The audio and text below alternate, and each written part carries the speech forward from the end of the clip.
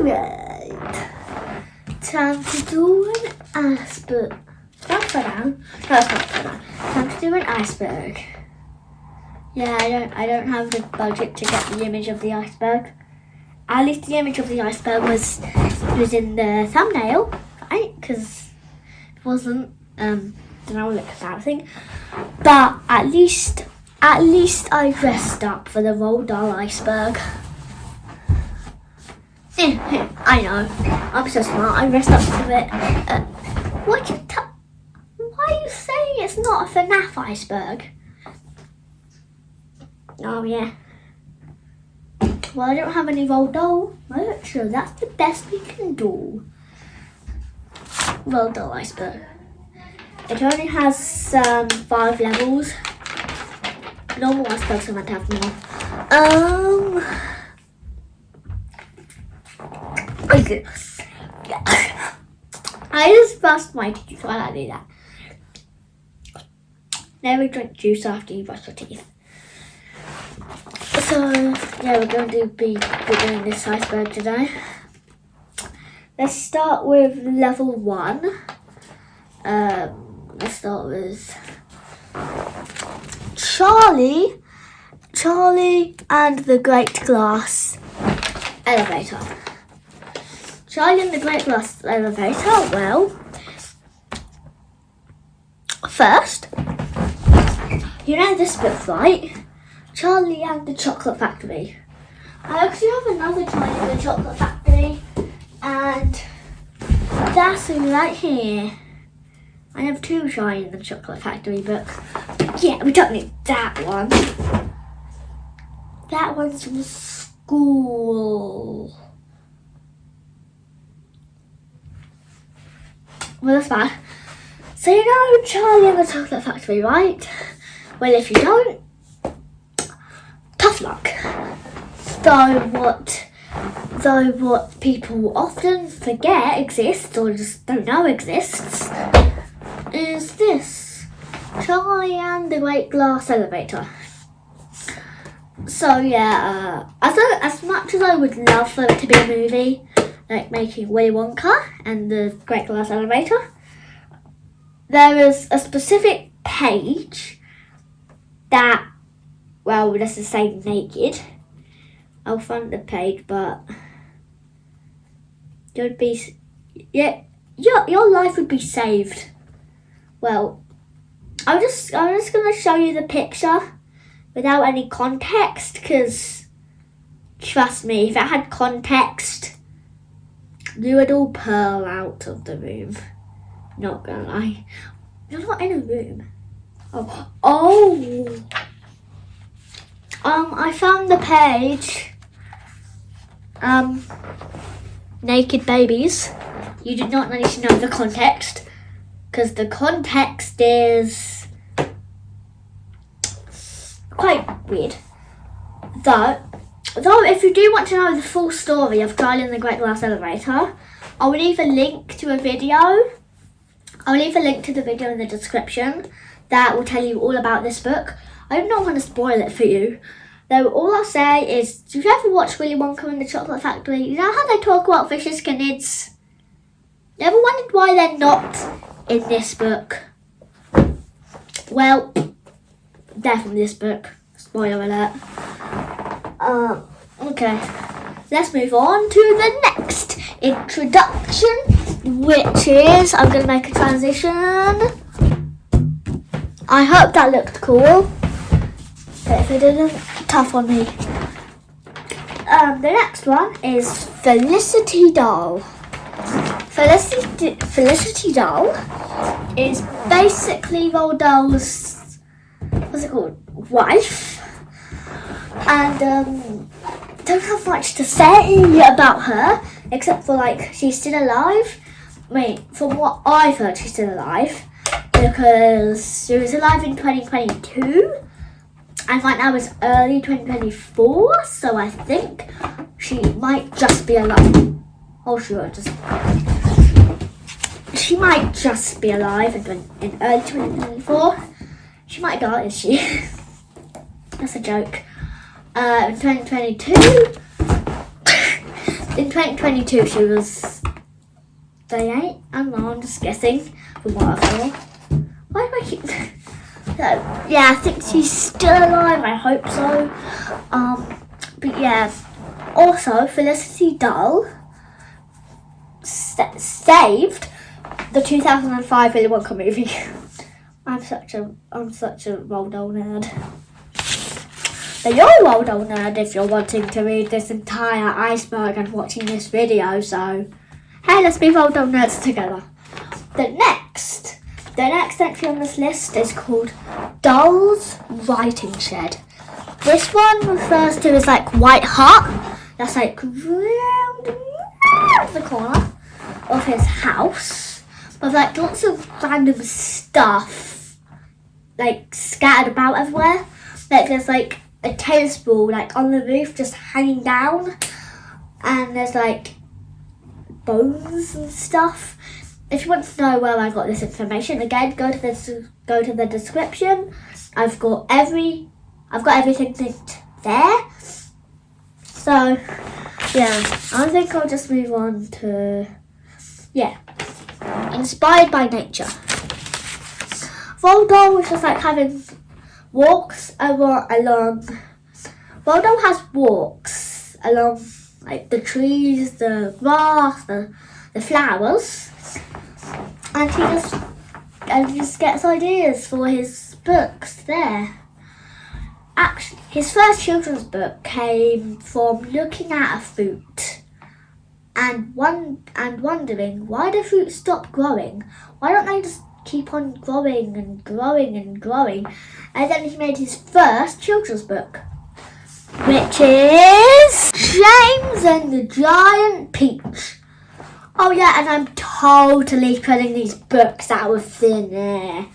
I totally do not have a nerdy collection of all the books down there. Yeah, it's totally not a nerdy collection. Yeah, you don't see anything down there. Yeah, that's nothing. That right there, that is nothing. That's not a Roald Dahl collection. No, I'm not a Roald Dahl nerd like all of you. Oh, well. And, the blurb of this book actually describes how he felt really well. It says, bigger and bigger grew the peach. Bigger and bigger and bigger. That's what Roald Dahl was thinking when he was found all those apple trees, peach trees, banana trees, blue trees, ham trees, money trees. People say money doesn't grow on trees, but paper's made out of wood. Wood is on trees. And money's paper. Oh, well, yes, let's move on to the next entry. Oh yeah, I'm totally not going to put this book back in my 2 boxes of a collection. So, I'll just... Yep, the next entry is called Charlie's Chocolate Boy. Huh, the name sounds very similar. I just can't quite put my finger on it. Ha! Oh yeah! Charlie's Chocolate Boy was, I should have put this on level 5. Not many people know about this. So yeah, Charlie's Chocolate Boy was an early draft of this. Yeah, it's true. I just sounded like 2005 Willy Wonka. Mr. Wonka, I'm Violet Beauregard. Oh, I don't care. Yeah. Yeah, Charlie's Chocolate Boy was an early draft of Charlie and the Chocolate Factory, where Charlie was black. I'm not trying to be racist here. He was black, and he was like chocolate. And then he went to Wonka's factory, and then he found himself trapped in like this chocolate tube. I remember hearing about it, like the full story. I can't quite remember it. again, I'll leave a link to the story of Charlie's Chocolate Boy in the description for your needs. So yeah, Charlie's Chocolate Boy. Charlie's Chocolate Boy was an early draft of Charlie and the Chocolate Factory. He created medicine. Yeah, he created medicine. I think he created mother. No. What? He created medicine because his father was really ill. Again, I did my research like 2 hours ago. Pump. I just charged my phone. Wait, my phone is charging. But yeah, so yeah, I did this research like hours ago, so I'm not quite sure. But from what I remember reading, Dahl created medicine for his ill father. I think that's it, yeah. Now, on to layer 2. Woo! The first entry on layer 2 is racist. People thought Roald Dahl was racist because in the original draft of Charlie and the Chocolate Factory, it not really works. In the original draft of Charlie and the Chocolate Factory, the Oompa Loompas were black pygmies. Pygmies. Am I saying that right? But they were black pygmies escorted from Africa in crates with barely any breathing holes. So people thought that was quite racist. And then Willy Wonka and the Chocolate Factory, the movie said, hey, we're cool. No racist stuff here. And then they just made the Oompa Loompas orange and green. Yeah. I wonder if my toothpaste has gone away. Okay. The next entry is called He Hated Willy Wonka and the Chocolate Factory. You might think this was quite obvious. Oh, he's angry that it wasn't called Charlie and the Chocolate Factory. Instead, they renamed it to Willy Wonka. That's not the reason. It was one of the reasons, but not the full reason. Another reason was that he did not want Gene Wilder to be Willy Wonka. Everyone else is like, oh yes, Gene Wilder, the best candidate for Willy Wonka in the world. But then Roald Dahl was like, no, this cannot do. So, yeah, even though he did write the screenplay, I sounded like Johnny Depp. I sounded like 2005 Willy Wonka then, again. Well, oh my god. Anyway, what was I talking about? Oh yeah, another reason he hated Willy Wonka was was the fizzy lifting drink scene. If you read the book after you watched the movie, you'd be like, where's the fizzy lifting drink scene? They only mentioned it, but then if you read the book first and then the movie, which I did not do, which I regret now. Yes, in the movie, Grandpa Joe says, hey, Charlie, despite what happened to all the other children, and you were definitely the goodest child, let's take a sip of these fizzy lifting drinks. Nothing will go wrong, Charlie. Ah! Why am I flying? Ah! Why is this happening? Willy Wonka, save me! I think you can tell why people did not like that scene at all. Not only the fact it makes Charlie a loser, you lose! Not only that fact, but also the fact Grandpa Joe! In the book and the other movie, yeah, you're good. I can see why you're Charlie's favourite grandparent. You. But in that one, I'm like, Charlie, is he just your favourite grandparent because he gets the most screen time? Yeah, that's it. Oh yeah, I think another reason is like Charlie's father was cut from the movie. Valid reason. Anyway, what's the next one? Matilda based on childhood. Yeah. So, Roald Dahl hated school. So, everything that happens in Matilda basically happened in real life. Though, he exaggerated it like a lot. Has my taste gone away? It's getting better. So, yeah. Everything that happened in Matilda happened in real life. Exaggerated a lot, so it seems bad. Don't know. Let's go to level 3. His face is held up by string. His face is held up by strings. Again, this is something you can find in the link. It'll be the documentary again. So yeah.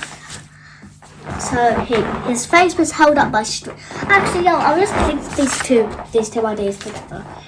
Took the lives of 5 people, face held up by strings. I'll put those 2 entries together. So basically, he was in his plane in World War I or II, and then he crashed, killing 5 people in the process, and his whole head was fractured. So his face literally had to be held up by strings. I know. Sad life. But yeah, he's fine, otherwise he wouldn't have been able to write The Twits, The Witches, Danny the Champion of the World, Charlie and the Chocolate Factory, Charlie and the Great Glass Elevator, Azo Trot, The Giraffe and the Pelly and Me, The BFG, Going Solo, Boy, James and the Giant Peach, The Magic Finger, Matilda, George's Marvellous Medicine, Fantastic Mr. Fox, Roald Dahl, Billy and the Infants, Roald Dahl, The Horrible Rhymes, I forgot what that was called, and Roald Dahl's Marvellous Joke Book. He wouldn't have been able to write any of those. He wouldn't have been able to write The Enormous Crocodile either. I have that book. Sad I don't have it. So, yeah. I feel like one of his first books, James and the Giant Peach, I feel like that might have been before World War II, not quite sure. Don't call me out. Well, this video has no comments, so you can't call me out. The next one on this, Matilda. No, that's the wrong one. Matilda was one of his last books. Do I have much to say about this? I just said everything about that. Okay, level 4. Dahl's cousin took over the rights. Okay, yeah, this is pretty reasonable. So Roald Dahl's cousin, after Roald Dahl died, Roald Dahl's cousin took over the rights and went into the writing shed. So now he has the rights for Roald Dahl. I don't know if he's going to release any other books, but I have a feeling.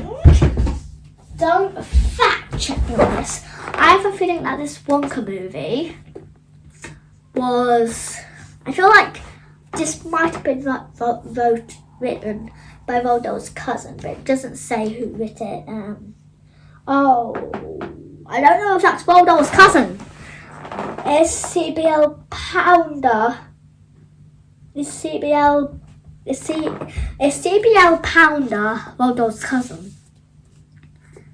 No, because it would have Dahl at the end. So yeah, this book is not written by Roald Dahl's cousin. Sad. He's not an author. He can't finish any of his unfinished works. Finished. Time to put this book back.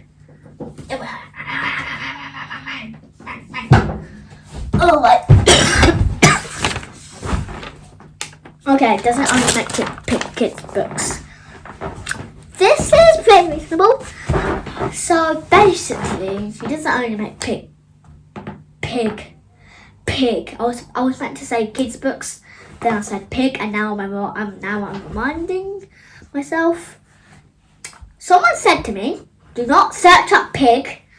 Do not look at Roald Dahl pig. Never search up Roald Dahl pig." I don't know what that's about, but listen to him. Do not search up Roald Dahl pig. Apparently, it will give you a heart attack. Oh, hello, Mr. Piggy. Let me just drink this. Ah, it tastes like toothpaste. Ah! Is that a good joke? No? Okay. Now on to level 5, the last layer. Oh, met Beatrix Potter as a kid. Yeah, so Roald Dahl met Beatrix Potter as when he was a kid. And Beatrix Potter, oh yeah, and if you don't know who Beatrix Potter is, I'll tell you. But if you do know who Beatrix Potter is, then skip to this timestamp right here. Okay, we got that out of the way? Okay. Now, Beatrix Potter made Peter Rabbit books. She saved lots of land, she drew fungi, but when she died, BBC got the rights to Beatrix Potter works, and then they made the Peter Rabbit movie. Okay? Oh, hello people that know who Beatrix Potter, you've returned. Hello people that know who Beatrix Potter is. Come back. So, I got people who don't know who Beatrix Potter is. Okay, we're done. Right. So, Roald Dahl met Beatrix Potter when he was a kid. Beatrix Potter told Roald Dahl, "Scram!" I heard this heard on Horrible Histories. I can't name the episode, so I'm terribly sorry. I cannot put a link in the description for that. I'm so sorry. Okay. I have one for this. One sec. Oompa Loompas used to be called Whipple Scrumpets, so that is a fact. Did you like my song? I bet no one likes that. So yeah, on the original paper of the Charlie and the Chocolate Factory book, it said Whipple Scrumpets. But then, literally, Roald Dahl put in pen, crossed all that out, and wrote Oompa Loompas. Yeah! That's about all I can say. This is the last entry on this iceberg. It's called Charlie and the 7 Deadly Sins. This is referring to the fact that there's, I guess the script could be like greed and all that stuff. And it's like the 7 Deadly Sins linked to it. Though, nah, I do not believe in it. There's 5 children, 7 deadly sins. No. If you wanted to do 7 deadly sins, then there would have been 8 children. Charlie didn't have a sin. The rest of them did. Though I guess in Willy Wonka and the Chocolate Factory, Charlie could have had greed, Grandpa Joe could have had greed. Sorry. No. Go, sir. You lose. You stole from this. I'm crazy. So yeah, that's it. Yeah, you did not do that.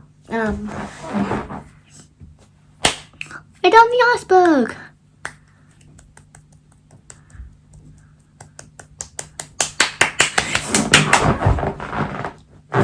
Oh my god.